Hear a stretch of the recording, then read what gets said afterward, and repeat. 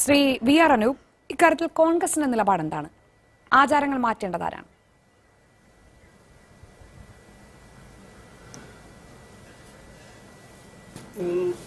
ശിവഗിരി തീർത്ഥാടനത്തോടനുബന്ധിച്ച് നടന്ന ഒരു പ്രഭാഷണത്തിലാണല്ലോ ബഹുമാന്യനായ സച്ചിദാനന്ദ സ്വാമികൾ ഇത്തരമൊരു ആവശ്യം ഉന്നയിക്കുന്നത്. അതിനെക്കുറിച്ച് ചർച്ച ചെയ്യുമ്പോൾ തന്നെ ശിവഗിരിയുടെ ഒരു ചരിത്രം നമ്മുടെ മുന്നിലുണ്ട്. ശ്രീനാരായണ ഗുരു ധർമ്മസംഘം സ്ഥാപിക്കുന്ന ഒരു പശ്ചാത്തലമുണ്ട്. അദ്ദേഹത്തിന്റെ സന്യാസ സമ്പ്രദായം എന്ന് പറയുന്നത് തന്നെ ഇന്ത്യയിൽ അന്ന് നിലനിന്നിരുന്ന ദശനാമി സമ്പ്രദായത്തിൽപ്പെട്ട ഒന്നല്ല. അദ്ദേഹം തന്നെ പറഞ്ഞിട്ടുണ്ട്, ശ്രീരാമാദികൾ ഭരിക്കുന്ന കാലമായിരുന്നെങ്കിൽ നമുക്ക് സന്യസിക്കാൻ കഴിയുമായിരുന്നില്ല, നമുക്ക് സന്യാസം തന്നത് ബ്രിട്ടീഷുകാരാണ് എന്ന് ഗുരുസ്വാമികൾ തന്നെ പറയുന്നുണ്ട്. അദ്ദേഹത്തിന്റെ സന്യാസ സംഘത്തിന്റെ ശിവഗിരി മഠത്തിന്റെ ചരിത്രം തന്നെ പരിശോധിച്ചാൽ അത് ഒരു ഈഴവ സന്യാസ സംഘമേ അല്ല. അതിന്റെ മഠാധിപതികളായിട്ടുള്ള ആളുകൾ സുഗുണാനന്ദ സ്വാമികൾ എന്ന് പറയുന്ന അരയ സമുദായത്തിൽപ്പെട്ട ആൾ ശിവഗിരിയുടെ മഠാധിപതിയായിട്ടുണ്ട്. നായർ സമുദായത്തിൽപ്പെട്ട ആളുകൾ സന്യാസ സംഘത്തിന്റെ ഭാഗമായിട്ടുണ്ട്. ബ്രാഹ്മണരായിട്ടുള്ള ആളുകൾ സന്യാസ സംഘത്തിന്റെ ഭാഗമായിട്ടുണ്ട്. എന്തിനേറെ പറയുന്നു, ശ്രീനാരായണ ഗുരുവിന്റെ ശിഷ്യനായ ധർമ്മതീർത്ഥർ പിന്നീട് സ്വാമി ജോൺ ധർമ്മതീർത്ഥറായിട്ടുണ്ട്. അദ്ദേഹം ക്രിസ്തുമതം സ്വീകരിച്ചതിനു ശേഷവും ഗുരുവിന്റെ ശിഷ്യനായി തുടർന്നിട്ടുണ്ട്.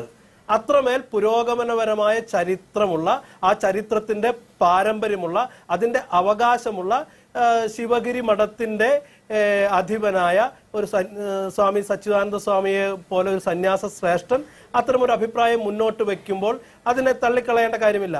തീർച്ചയായും NSSന്റെ ഇന്ന് നടന്ന പ്രതിനിധി സഭ കഴിഞ്ഞ NSSന്റെ പരിപാടിയിൽ സുകുമാരൻ നായർ അദ്ദേഹത്തിന്റെ അഭിപ്രായം പറയുന്നു. സുകുമാരൻ നായർക്ക് അദ്ദേഹത്തിന്റെ ഒരു സമുദായ സംഘടനയുടെ നേതാവ് എന്നുള്ള നിലയ്ക്ക് അദ്ദേഹത്തിന്റെ അഭിപ്രായങ്ങൾ പറയാം. ശിവഗിരി മഠത്തിന് തീർച്ചയായും സച്ചിദാനന്ദ സ്വാമികൾക്ക് ഒരാശയം മുന്നോട്ട് വെക്കാനുള്ള എല്ലാ അവകാശവുമുണ്ട്. കോൺഗ്രസ് പോലൊരു രാഷ്ട്രീയ പാർട്ടിയെ സംബന്ധിച്ച് വിശ്വാസികൾ ഷർട്ട് ധരിക്കണോ അല്ലെങ്കിൽ ഷർട്ട് ധരിക്കാതിരിക്കണോ എന്നത് അതിന്റെ പ്രയോറിറ്റികളിൽ പെടുന്നതല്ല.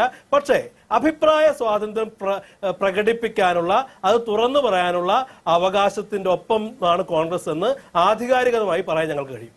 ഓക്കെ, ശ്രീ ഉല്ലാസ് ബാബു, അത് ഏറ്റവും പ്രധാനപ്പെട്ട ഒരു പോയിന്റാണ്. അതായത് ജനാധിപത്യത്തിലും രാഷ്ട്രീയത്തിലും ഒക്കെ നമുക്ക് ഒരു സംശയവുമില്ലാതെ അംഗീകരിക്കാൻ കഴിയേണ്ട ഒരു പോയിന്റ് അതാണല്ലോ. അഭിപ്രായം പറയാനും നിർദ്ദേശങ്ങൾ മുന്നോട്ട് വെക്കാനും ആശയ സംവാദങ്ങൾക്ക് തുടക്കമിടാനും ഒക്കെ ആർക്കും സ്വാതന്ത്ര്യമുണ്ട്. അത് ആചാരങ്ങളെക്കുറിച്ചാണെങ്കിലും മതങ്ങളെക്കുറിച്ചാണെങ്കിലും എന്തിനെക്കുറിച്ചാണെങ്കിലും. അപ്പോൾ അവരാരാണ് അഭിപ്രായം പറയാൻ എന്ന് ചോദിക്കുന്നത് സ്വീകാര്യമാകാൻ പറ്റുമോ? ആചാരങ്ങൾ മാറ്റേണ്ടതാരാണ്?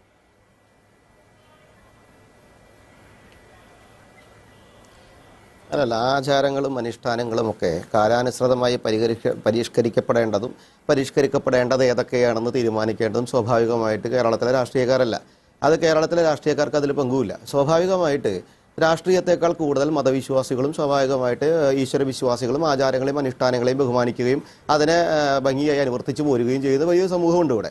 അപ്പോൾ ഈ സാമൂഹിക പരിഷ്കർത്താക്കളോടൊപ്പം അതേപോലെ തന്നെ സന്യാസിവര്യന്മാരടക്കം, അതുപോലെ ആചാര്യന്മാരടക്കം, അതുപോലെ തന്നെ തന്ത്രി സമൂഹമടക്കം, അതുപോലെ തന്നെ ജന്മം കൊണ്ട് ബ്രാഹ്മണരായവരെ, കർമ്മം കൊണ്ട് പൂജ നടത്തുന്നവർ, ജന്മവും കർമ്മവും ഒക്കെ കൊണ്ട് ദൈവിക വിശ്വാസവും കൊണ്ട് മുന്നോട്ട് പോകുന്നവരെ, അവരെ പരിപൂർണമായിട്ട് ബഹുമാനിക്കുന്ന ആ ശൈലിയുള്ള ആളുകൾ തീരുമാനിക്കേണ്ട ഒരു കാര്യങ്ങളാണ്. അതിൽ ഷർട്ടിൻ്റെ ബട്ടൺസ് ഊരുന്നതും ഷർട്ടിന്റെ ബട്ടൺസ് ഇടുന്നതും ഒന്നും രാഷ്ട്രീയക്കാരെ സംബന്ധിച്ച് ഇടപെടേണ്ട വിഷയമാണെന്ന് BJPക്ക് അഭിപ്രായമില്ല.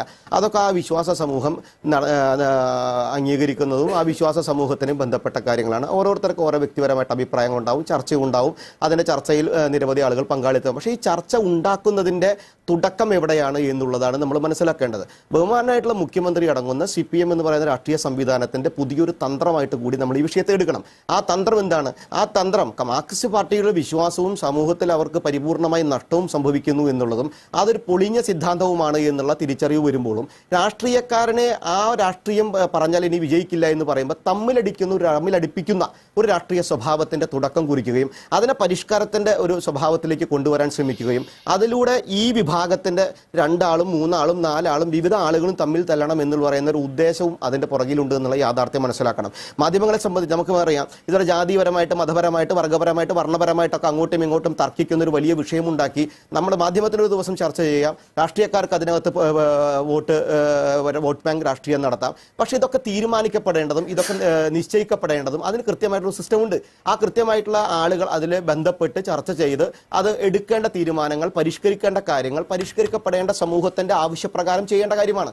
അവിടെ രാഷ്ട്രീയക്കാർക്ക് പ്രത്യേകിച്ച് ഒരു റോളുമില്ല. പിണറായി വിജയന് ഒരു റോളുമില്ല. ഒരു വിശ്വാസവും ഇല്ലാത്ത ഒരു തരത്തിലെ ക്ഷേത്രങ്ങളായിക്കോട്ടെ, വിശ്വാസങ്ങളായിക്കോട്ടെ, ആചാരങ്ങളായിക്കോട്ടെ, അനുഷ്ഠാനങ്ങളായിക്കോട്ടെ, ഇത്യാദി കാര്യങ്ങളൊന്നും ഒരു വിശ്വാസമില്ലാത്ത പിണറായി വിജയൻ തുടക്കം കുറിക്കുന്ന ഒരു ചെറിയ കാര്യത്തിന്റെ ഒപ്പം മറ്റുള്ള കാര്യങ്ങളെ കൂട്ടിയിണക്കി അതിലെ രാഷ്ട്രീയ മുതലെടുപ്പ് നടത്താൻ ആഗ്രഹിക്കുന്ന ശൈലിയെ പരിപൂർണമായിട്ടും വിശ്വാസി സമൂഹം അടങ്ങുന്ന പൊതുസമൂഹം സമൂഹത്തിന്റെ നന്മയ്ക്ക് വേണ്ടി തള്ളിക്കളയപ്പെടുമെന്നാണ് എനിക്ക് വിശ്വാസമുള്ളത്.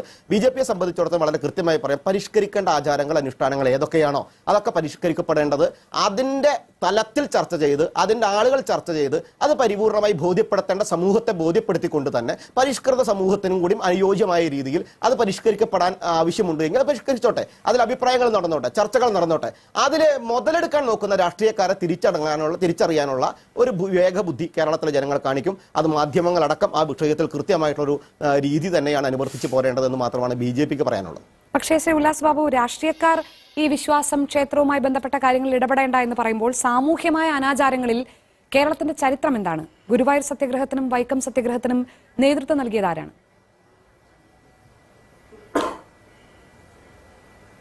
ഞാൻ ആലോചിച്ചൊരു കാര്യം ചോദിക്കട്ടെ. ഞാൻ ഇന്നത്തെ കാലഘട്ടത്തിൻ്റെ അവസ്ഥ, ഇപ്പോൾ സ്വാഭാവികമായിട്ട് തമിഴ്നാട്ടിലത്തെ ഉപമുഖ്യമന്ത്രി പറഞ്ഞ കാര്യങ്ങളും കേരളത്തിലെ മുഖ്യമന്ത്രി പറഞ്ഞ കാര്യങ്ങളും അതൊക്കെ നമ്മൾ കുറേ ചർച്ചയ്ക്ക് എടുക്കണമെങ്കിൽ കൃത്യമായിട്ട് നമുക്ക് ഈ 5 മിനിറ്റ് സ്ലോട്ടിലോ 4 മിനിറ്റ് സ്ലോട്ടിലോ നമുക്ക് സംസ്കരിക്കാൻ സാധിക്കില്ല.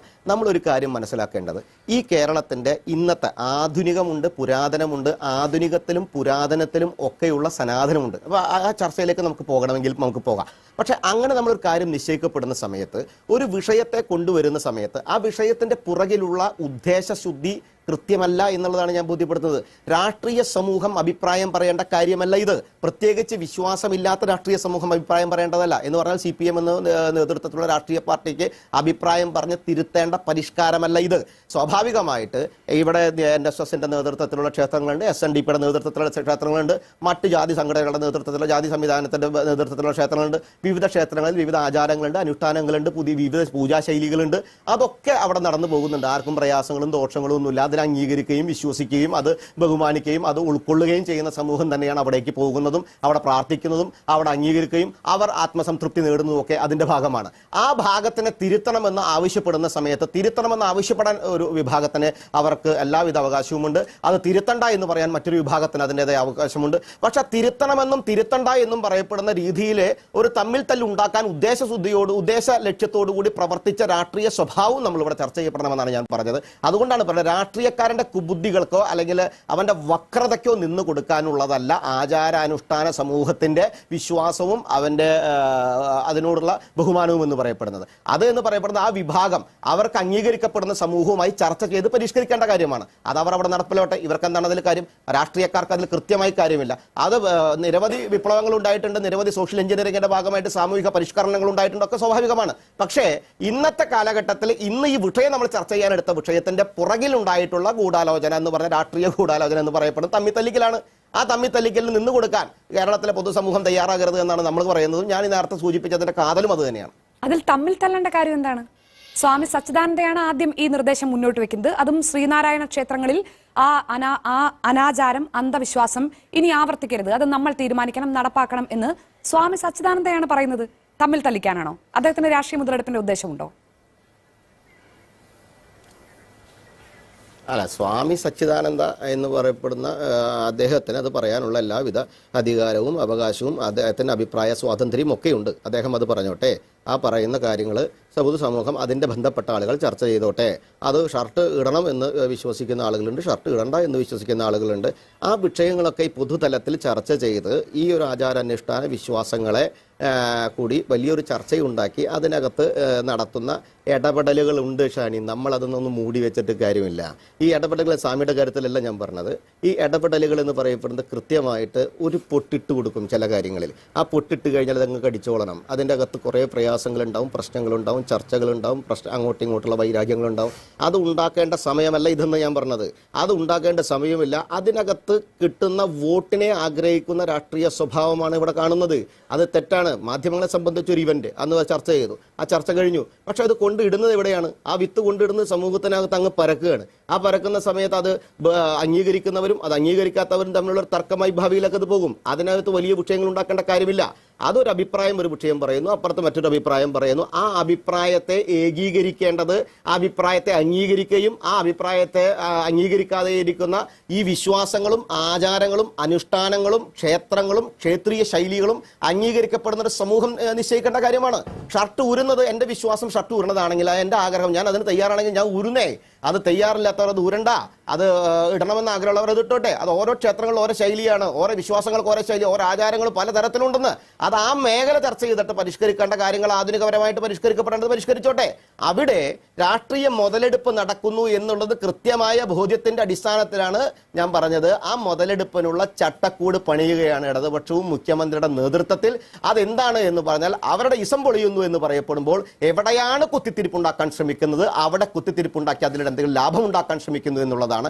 അവിടെ അതിന് തുടക്കം കുറിച്ചിട്ടുള്ള ആ ശൈലിയെയാണ് ഞാൻ നേരത്തെ തീർത്തത്.